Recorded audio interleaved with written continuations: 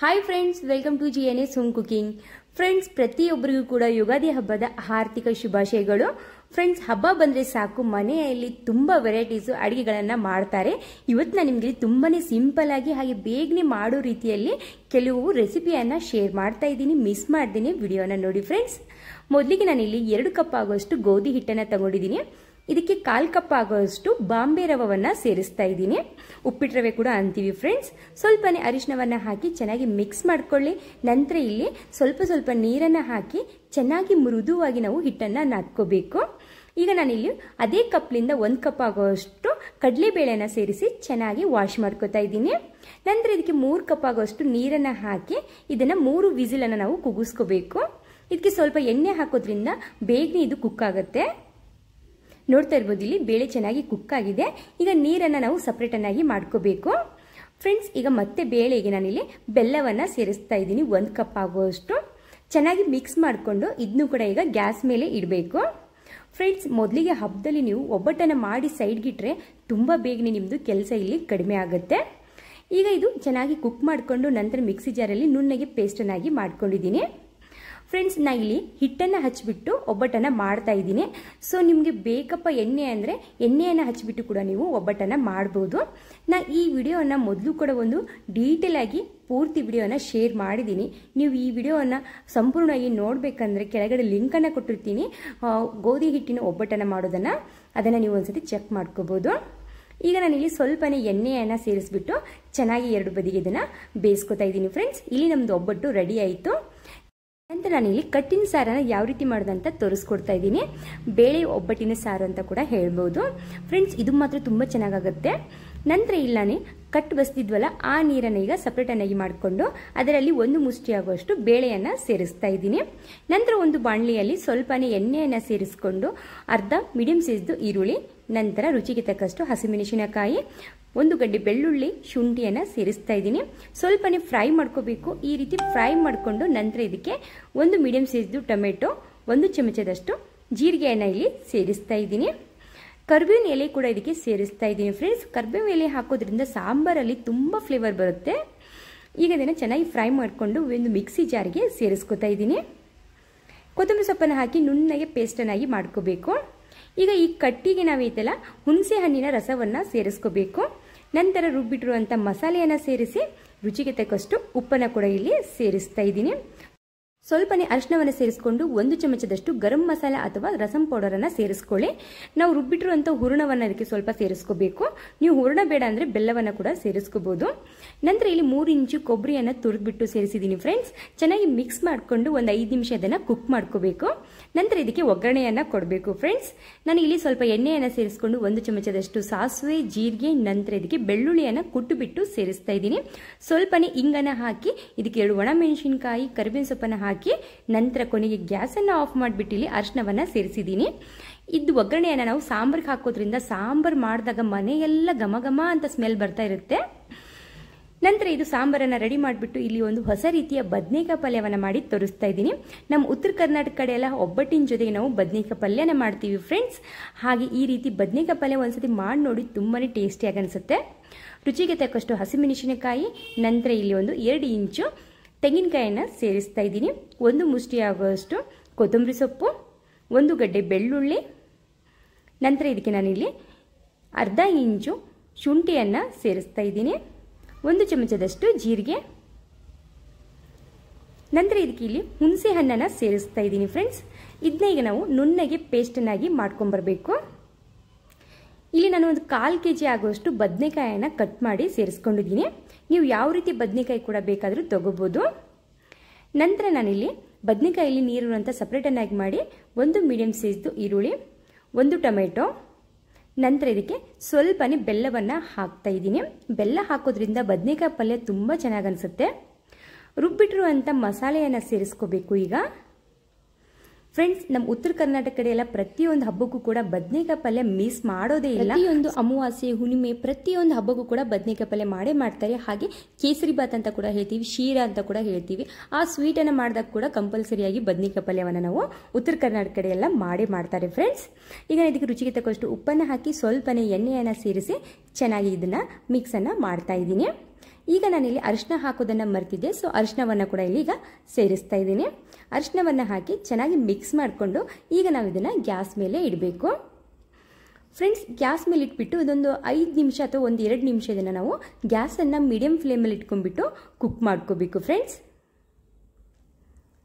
ಈಗ ನಾನಿಲ್ಲಿ ಗ್ಯಾಸನ್ನು ಮೀಡಿಯಂ ಫ್ಲೇಮಲ್ಲಿ ಇಟ್ಕೊಂಡ್ಬಿಟ್ಟು ಒಂದು 5 ನಿಮಿಷ ಇಲ್ಲಿ ಕುಕ್ ಮಾಡ್ಕೊಂಡಿದ್ದೀನಿ. ನಿಮಗೆ ಬದನೆಕಾಯಿ ಪಲ್ಯ ಸ್ವಲ್ಪ ಬಿರಿಸಾಗಿ ತಿನ್ಬೇಕನ್ಸಿದ್ರೆ ನೀವು ಗ್ಯಾಸನ್ನು ಈಗ ಆಫ್ ಮಾಡ್ಕೋಬೋದು. ಸ್ವಲ್ಪ ನಿಮಗೆ ತಿಳಿಯಾಗಬೇಕು, ಮೆತ್ತಗಾಗಬೇಕಂದ್ರೆ ನೀವು ಮೆತ್ತಗಾಗಿ ಕೂಡ ಕುಕ್ ಮಾಡ್ಕೋಬೋದು. ಕೊನೆಯಲ್ಲಿ ಕೊತ್ತಂಬರಿ ಸೊಪ್ಪನ್ನು ಹಾಕಿ ಈಗ ಬದನೆಕಾಯಿ ಪಲ್ಯ ಕೂಡ ಇಲ್ಲಿ ರೆಡಿ ಆಯಿತು. ನಂತರ ನಾನು ನಿಮಗೆ ಇಲ್ಲಿ ಬೆಂಗಳೂರು ಫೇಮಸ್ ಆಗಿರುವಂಥ ಒಬ್ಬಟ್ಟಿನ ಕಾಳುಗೊಜ್ಜನ ಮಾಡಿ ತೋರಿಸ್ತಾ ಇದ್ದೀನಿ. ಬೆಂಗಳೂರು ಕಡೆ ಎಲ್ಲ ಕಾಳುಗೊಜ್ಜು ಅಂದರೆ ತುಂಬ ಫೇಮಸ್ಸು. ಒಬ್ಬಟ್ಟಿನ ಜೊತೆ ಹೋಳಿಗೆ ಜೊತೆ ಇಲ್ಲಿ ಕಾಳುಗೊಜ್ಜೆ ಜಾಸ್ತಿ ತಿನ್ನೋದು. ಈಗ ಇದಕ್ಕೆ ನಾನಿಲ್ಲಿ 1 ಚಮಚದಷ್ಟು ಎಣ್ಣೆಯ ಸೇರಿಸಿ ಒಂದು ಅರ್ಧ ಈರುಳ್ಳಿಯನ್ನು ಸೇರಿಸ್ತಾ ಇದ್ದೀನಿ. ನಂತರ ಇದಕ್ಕೆ ಇಲ್ಲಿ ಕೆಲವು ಒಣ ಮಸಾಲೆಯನ್ನು ಸೇರಿಸ್ತಾ ಇದ್ದೀನಿ. ಫ್ರೆಂಡ್ಸ್, ನಂತರ 1 ಗಡ್ಡೆ ಬೆಳ್ಳುಳ್ಳಿ, 1 ಇಂಚು ಶುಂಠಿಯನ್ನು ಕೂಡ ಇಲ್ಲಿ ಸೇರಿಸ್ತಾ ಇದ್ದೀನಿ. ಇದನ್ನು ಕೂಡ ಚೆನ್ನಾಗಿ ನಾವು ಫ್ರೈ ಮಾಡ್ಕೋಬೇಕು. ಈ ರೀತಿ ಫ್ರೈ ಮಾಡಿಕೊಂಡು ನಂತರ ಈಗ ನಾವು 1 ಚಮಚದಷ್ಟು ಕೊತ್ತಂಬರಿ ಬೀಜ, 1 ಚಮಚದಷ್ಟು ಗಸಗಸೆ, 2 ಚಮಚದಷ್ಟು ಹುರ್ಗಡ್ಲೆಯನ್ನು ಇಲ್ಲಿ ಸೇರಿಸ್ತಾ ಇದ್ದೀನಿ. ಫ್ರೆಂಡ್ಸ್, ಈ ಕಾಳುಗೊಜ್ಜು ಈ ಒಬ್ಬಟ್ಟಿಗೆ ಮಾತ್ರ ಚೆನ್ನಾಗಿ ಅನಿಸುತ್ತೆ ಅಂತೇನಿಲ್ಲ. ಇದು ಚಪಾತಿ, ಪೂರಿ, ಅನ್ನಕ್ಕೆ ಪ್ರತಿಯೊಂದಕ್ಕೂ ಕೂಡ ತುಂಬ ಒಳ್ಳೆ ಕಾಂಬಿನೇಷನ್. ಫ್ರೆಂಡ್ಸ್, ಇದು ಕಾಳುಗೊಜ್ಜು ನನಗೆ ಮಾತ್ರ ಬಿಸಿ ಬಿಸಿ ಅನ್ನದ ಜೊತೆ ತಿನ್ನೋಕಂದ್ರೆ ತುಂಬ ಇಷ್ಟ ಆಗುತ್ತೆ ಇದು. ಹಾಗೆ ಪೂರಿ ಜೊತೆಗಂದ್ರೂ ತುಂಬ ಚೆನ್ನಾಗಿ ಅನಿಸುತ್ತೆ. ನಂತರ ಇದನ್ನು ಈಗ ಮಿಕ್ಸಿ ಜಾರಿಗೆ ಸೇರಿಸ್ಕೊಂಡಿದ್ದೀನಿ. ಇದಕ್ಕೆ ನಾನಿಲ್ಲಿ 3 ಇಂಚ್ ಆಗುವಷ್ಟು ತೆಂಗಿನಕಾಯನ್ನು ಕಟ್ ಮಾಡಿ ಸೇರಿಸ್ಕೊಂಡಿದ್ದೀನಿ. 1 ಚಮಚದಷ್ಟು ಗರಂ ಮಸಾಲವನ್ನು ಸೇರಿಸ್ತಾ ಇದ್ದೀನಿ. ನಂತರ ಇದಕ್ಕೆ ಸ್ವಲ್ಪನೇ ಅರಿಶಿನವನ್ನು ಕೂಡ ಇಲ್ಲಿ ಸೇರಿಸ್ತಾ ಇದ್ದೀನಿ. ರುಚಿಗೆ ತಕ್ಕಷ್ಟು ಅಚ್ಚ ಖಾರದ ಪುಡಿಯನ್ನು ಸೇರಿಸ್ಕೊತಾ ಇದ್ದೀನಿ. ಇದನ್ನ ಈಗ ನಾವು ನೀರನ್ನು ಹಾಕಿ ನುಣ್ಣಗೆ ಪೇಸ್ಟನ್ನಾಗಿ ಮಾಡ್ಕೋಬೇಕು. ನಂತರ ನಾನಿಲ್ಲಿ ಒಂದು ಕುಕ್ಕರಲ್ಲಿ ಒಂದು 3 ಚಮಚದಷ್ಟು ಎಣ್ಣೆಯನ್ನು ಸೇರಿಸ್ತಾ ಇದ್ದೀನಿ. ಫ್ರೆಂಡ್ಸ್, 3 ಚಮಚ ಎಣ್ಣೆ ಅಷ್ಟೇ ಹಾಕ್ಬೇಕಂತೇನಿಲ್ಲ. ನೀವು ಸುಮ್ಮನೆ ಎಣ್ಣೆ ಜಾಸ್ತಿ ತಿನ್ನೋರಿದ್ರೆ ಎಣ್ಣೆ ಕ್ವಾಂಟಿಟಿ ನೀವು ಜಾಸ್ತಿ ಮಾಡ್ಕೋಬೋದು. ಒಂದು ಮೀಡಿಯಂ ಸೈಜ್ದು ಈರುಳ್ಳಿಯನ್ನು ಸೇರಿಸಿ ಚೆನ್ನಾಗಿ ಇದನ್ನ ಫ್ರೈ ಮಾಡ್ಕೊಳ್ಳಿ. ನಂತರ ನಾನಿಲ್ಲಿ ಒಂದು ದೊಡ್ಡ ಗಾತ್ರದ 1 ಟೊಮೆಟೊವನ್ನು ಸೇರಿಸ್ತಾ ಇದ್ದೀನಿ. ಇದನ್ನು ಕೂಡ ನಾವು ಸ್ವಲ್ಪ ಫ್ರೈ ಮಾಡಿಕೊಂಡು ರುಚಿಗೆ ತಕ್ಕಷ್ಟು ಉಪ್ಪನ್ನು ಕೂಡ ಈಗ ಸೇರಿಸ್ಕೋಬೇಕು. ನಂತರ ಇದಕ್ಕೆ ನಾನಿಲ್ಲಿ ರುಬ್ಬಿಟ್ಟಿರುವಂಥ ಮಸಾಲೆಯನ್ನು ಸೇರಿಸ್ತಾ ಇದ್ದೀನಿ. ಈ ರೀತಿ ಮಸಾಲೆಯನ್ನು ನಾವು ಸ್ವಲ್ಪ ಫ್ರೈ ಮಾಡಿಕೊಂಡು ಸೇರಿಸೋದ್ರಿಂದ ಕಾಳುಗೊಜ್ಜಲ್ಲಿ ಒಂದು ಫ್ಲೇವರ್ ಬರುತ್ತೆ. ಫ್ರೆಂಡ್ಸ್, ತಿನ್ನುವಾಗ ತುಂಬ ಅಂದರೆ ತುಂಬ ಚೆನ್ನಾಗಿ ಅನಿಸುತ್ತೆ. ಮಿಸ್ ಮಾಡ್ದೇನೆ ಈ ಬರುವಂಥ ಯುಗಾದಿ ಹಬ್ಬಕ್ಕೆ ಈ ಕಾಳುಗೊಜ್ಜನ್ನು ನೀವು ಇವತ್ತಿನವರೆಗೂ ಮಾಡಿಲ್ಲ ಅಂದರೆ ಒಂದ್ಸತಿ ಟ್ರೈ ಮಾಡಿ ನೋಡಿ, ತುಂಬ ಚೆನ್ನಾಗಿ ಅನಿಸುತ್ತೆ. ನಂತರ ನಾನಿಲ್ಲಿ ಕಡಲೆಕಾಳನ್ನು ರಾತ್ರಿನೇ ನೆನೆಸಿ ಇಟ್ಟಿದ್ದೆ, ಸೊ ಅದನ್ನು ಕೂಡ ಇಲ್ಲಿ ಸೇರಿಸಿದ್ದೀನಿ. ನಂತರ 2 ಆಲೂಗಡ್ಡೆಯನ್ನು ಕೂಡ ಇಲ್ಲಿ ಕಟ್ ಮಾಡಿ ಸೇರಿಸ್ತಾ ಇದ್ದೀನಿ. ನಂತರ ಒಂದು ದೊಡ್ಡ ಗಾತ್ರದ ಬದನೆಕಾಯಿ ಕೂಡ ಇಲ್ಲಿ ಸೇರಿಸ್ತಾ ಇದ್ದೀನಿ ಕಟ್ ಮಾಡಿ. ನಂತರ ನಾನು ಇದಕ್ಕೆ ಮಿಕ್ಸಿ ಜಾರನ್ನು ವಾಶ್ ಮಾಡಿಕೊಂಡು ಒಂದು ಅರ್ಧ ಗ್ಲಾಸ್ ಆಗೋಷ್ಟು ನೀರನ್ನು ಸೇರಿಸ್ತಾ ಇದ್ದೀನಿ. ಸ್ವಲ್ಪ ಇದು ತಿಳಿಯಾಗಿ ಇರಬೇಕು, ಯಾಕಂದರೆ ಇದು ಕುಕ್ ಆದ ನಂತರ ಹಾಗೆ ತಣ್ಣಗಾದ ನಂತರ ಇದು ಹುರ್ಗಡ್ಲೆ ಮತ್ತು ಕೊಬ್ಬರಿ ಹಾಕೋದ್ರಿಂದ ಇದು ಸ್ವಲ್ಪ ಗಟ್ಟಿಯಾಗುತ್ತೆ. ಅದ್ರಗೋಸ್ಕರ ನಾನಿಲ್ಲಿ ಈ ರೀತಿ ತಿಳಿಯಾಗಿ ಮಾಡ್ಕೊಂಡಿದ್ದೀನಿ. ಫ್ರೆಂಡ್ಸ್, ಇದಕ್ಕೆ ಮೇಲ್ಗಡೆ ಸ್ವಲ್ಪನೇ ಕೊತ್ತಂಬರಿ ಸೊಪ್ಪನ್ನು ಹಾಕಿ 2 ವಿಸಿಲನ್ನು ನಾವು ಇದನ್ನು ಕೂಗಿಸ್ಕೋಬೇಕು. ಇಲ್ಲಿ ನಮ್ಮದು 2 ವಿಸಿಲ್ ಆದ ನಂತರ ನಾನು ನಿಮಗೆ ಮತ್ತೆ ತೋರಿಸ್ತಾ ಇದ್ದೀನಿ. ನಮ್ಮ ಕಾಳುಗೊಜ್ಜು ಕೂಡ ಇಲ್ಲಿ ರೆಡಿ ಆಯಿತು. ಸ್ವಲ್ಪನೇ ಕೊತ್ತಂಬರಿ ಸೊಪ್ಪು ಹಾಕಿದರೆ ಸಾಕು. ಫ್ರೆಂಡ್ಸ್, ನಂತರ ಈಗ ಕಾಳುಗೊಜ್ಜು ಕೂಡ ರೆಡಿ ಆಯಿತು. ಈಗ ಏನು ಮಾಡೋದಪ್ಪ ಅಂದರೆ ಕೋಸಂಬರಿಯನ್ನು ರೆಡಿ ಮಾಡ್ಕೊಳ್ಳೋಣ.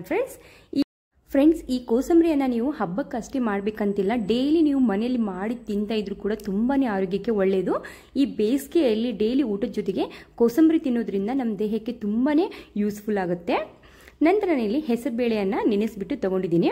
1 ಕಪ್ ಆಗುವಷ್ಟು ಸೌತೆಕಾಯಿಯನ್ನು ಕಟ್ ಮಾಡಿ ಸೇರಿಸ್ತಾ ಇದ್ದೀನಿ. ನಂತರ ಇಲ್ಲಿ ಅರ್ಧ ಕಪ್ ಆಗುವಷ್ಟು ನೆನೆಸಿಟ್ಟಿರುವಂಥ ಹೆಸರು ಬೇಳೆ, ನಂತರ ಇಲ್ಲಿ ಅರ್ಧ ಕಪ್ ಆಗುವಷ್ಟು ಕ್ಯಾರೆಟನ್ನು ತುರಿದ್ಬಿಟ್ಟು ಸೇರಿಸ್ತಾ ಇದ್ದೀನಿ. 1/4 ಕಪ್ ಆಗುವಷ್ಟು ಕೊಬ್ಬರಿಯನ್ನು ಇಲ್ಲಿ ತುರಿದ್ಬಿಟ್ಟು ಸೇರಿಸ್ತಾ ಇದ್ದೀನಿ. ರುಚಿಗೆ ತಕ್ಕಷ್ಟು ಹಸಿಮೆಣಸಿನಕಾಯಿ ಕೂಡ ಇಲ್ಲಿ ದೊಡ್ಡ ದೊಡ್ಡ ಪೀಸಸ್ ಆಗಿ ಕಟ್ ಮಾಡಿ ಸೇರಿಸ್ತಾ ಇದ್ದೀನಿ. ಚಿಕ್ಕ ಚಿಕ್ಕ ಪೀಸಸ್ ಆಗಿ ಕಟ್ ಮಾಡಿದರೆ ಮಕ್ಕಳಿಗೆ ಬಾಯಲ್ಲಿ ಸಿಗುತ್ತೆ, ಅದ್ರಗೋಸ್ಕರ. ರುಚಿಗೆ ತಕ್ಕಷ್ಟು ಉಪ್ಪು, ಚಿಟಿಕೆ ಆಗೋಷ್ಟು ನಾನಿಲ್ಲಿ ಕಾಳು ಮೆಣಸಿನ ಪೌಡರನ್ನು ಮಾಡಿ ಸೇರಿಸ್ತಾ ಇದ್ದೀನಿ. 1 ಮುಷ್ಟಿ ಆಗುವಷ್ಟು ಕೊತ್ತಂಬರಿ ಸೊಪ್ಪು. ಈಗ ನಾವು ಇದನ್ನು ಚೆನ್ನಾಗಿ ಮಿಕ್ಸ್ ಮಾಡ್ಕೋಬೇಕು. ಈ ರೀತಿ ಮಿಕ್ಸ್ ಮಾಡಿಕೊಂಡು ನಂತರ ಇದಕ್ಕೆ ನಾವು ಲಿಂಬೆ ಹಣ್ಣಿನ ರಸವನ್ನು ಸೇರಿಸಬೇಕು. ಫ್ರೆಂಡ್ಸ್, ನೀವು ಈ ರೀತಿ ದೇವಸ್ಥಾನಗಳಲ್ಲಿ ಪ್ರಸಾದ ರೀತಿಯಲ್ಲಿ ಕೊಡ್ತಾ ಇರ್ತಾರೆ, ತಿಂದಿರ್ಬೋದು. ಅದೇ ರೀತಿ ಇವತ್ತು ಮಾಡಿ ತೋರಿಸ್ತಾ ಇದ್ದೀನಿ.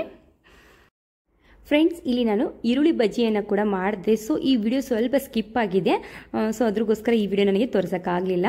ಫ್ರೆಂಡ್ಸ್, ಕೊನೆಯಲ್ಲಿ ನಾನಿಲ್ಲಿ ಬಾಳೆ ಎಲೆ ಮೇಲೆ ಪ್ರತಿಯೊಂದು ಅಡುಗೆಯನ್ನು ಹಾಕಿ ತೋರಿಸ್ತಾ ಇದ್ದೀನಿ.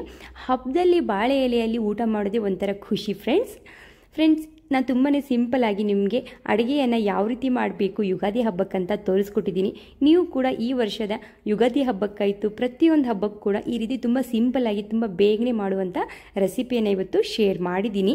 ಸೊ ಈ ವಿಡಿಯೋ ನಿಮಗೆ ಸ್ವಲ್ಪನಾದರೂ ಯೂಸ್ಫುಲ್ ಅನಿಸಿದರೆ, ಇಷ್ಟ ಆದರೆ ಪ್ಲೀಸ್ ನಮ್ಮ ಚಾನಲ್ಗೆ ಸಪೋರ್ಟ್ ಮಾಡಿ. ಹಾಗೆ ನಮ್ಮ ಚಾನಲನ್ನು ಸಬ್ಸ್ಕ್ರೈಬ್ ಮಾಡ್ಕೊಳ್ಳೋದನ್ನು ಮರಿಬೇಡಿ ಫ್ರೆಂಡ್ಸ್. ಹಾಗೆ ಪಕ್ಕದಲ್ಲಿರುವಂಥ ಬೆಲ್ಲೈಕನನ್ನು ಆಲ್ ಅಂತ ಪ್ರೆಸ್ ಮಾಡಿ ನಾನು ಮಾಡ್ತಾ ಇರುವಂಥ ಪ್ರತಿಯೊಂದು ವಿಡಿಯೋನು ಫಸ್ಟು ನಿಮಗೆ ನೋಟಿಫಿಕೇಷನ್ ಆಗಿ ಬರುತ್ತೆ.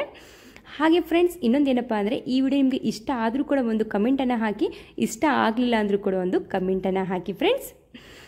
ನಾನಿಲ್ಲಿ ವೈಟ್ ರೈಸನ್ನು ಕೂಡ ಮಾಡಿ ತೋರಿಸ್ತಾ ಇದ್ದೀನಿ. ಕೆಲವರು ಚಿತ್ರಾನ್ನ ಕೂಡ ಮಾಡ್ತಾರೆ. ಸೊ ಚಿತ್ರಾನ್ನ ಮಾಡಿದ್ರೆ ವೈಟ್ ರೈಸು ಕಟ್ಟಿನ ಸಾರು ಜೊತೆಗೆ ಜಾಸ್ತಿ ತಿನ್ನಲ್ಲ ಅನ್ನೋ ಕಾರಣಕ್ಕೆ ನಾನಿಲ್ಲಿ ಚಿತ್ರಾನ್ನ ಮಾಡಿಲ್ಲ. ಸೊ ವೈಟ್ ರೈಸು ಕಟ್ಟಿನ ಸಾಂಬಾರು ಮಾತ್ರ ಇಲ್ಲಿ ಮಾಡಿದ್ದೀನಿ. ಕೊನೆಗೆ ಊಟ ಮುಗಿಸಿದ ನಂತರ ಇಲ್ಲಿ ಮಜ್ಜಿಗೆ ಕುಡಿಬೇಕಂತ 1 ಕಪ್ ಆಗೋಷ್ಟು ಮಜ್ಜಿಗೆ ಕೂಡ ಇಲ್ಲಿ ಇಡ್ತಾ ಇದ್ದೀನಿ. ಇವತ್ತಿನ ಈ ವರ್ಷದ ಯುಗಾದಿ ಹಬ್ಬದ ರೆಸಿಪಿಯನ್ನು ಇವತ್ತು ನಾನು ನಿಮಗೆ ತುಂಬ ಸಿಂಪಲಾಗಿ ಮಾಡಿ ತೋರಿಸಿದ್ದೀನಿ. ಈ ವಿಡಿಯೋ ಇಷ್ಟ ಆಯ್ತು ಅನ್ಕೋತೀನಿ. ಈ ವಿಡಿಯೋ ಇಷ್ಟ ಆದರೆ ಪ್ಲೀಸ್ ನಮ್ಮ ಚಾನಲ್ಗೆ ಸಪೋರ್ಟ್ ಮಾಡಿ. ಪ್ಲೀಸ್ ಒಂದು ಕಮೆಂಟ್ ಹಾಕೋದನ್ನು ಮರಿಬೇಡಿ ಫ್ರೆಂಡ್ಸ್. ಹಾಗಿದ್ರೆ ಈ ವಿಡಿಯೋ ಇಷ್ಟ ಆದರೆ ಪ್ಲೀಸ್ ಒಂದು ಕಮೆಂಟ್ ಹಾಕಿ. ಈ ವಿಡಿಯೋ ನೋಡೋದಕ್ಕೆ thank you so much friends.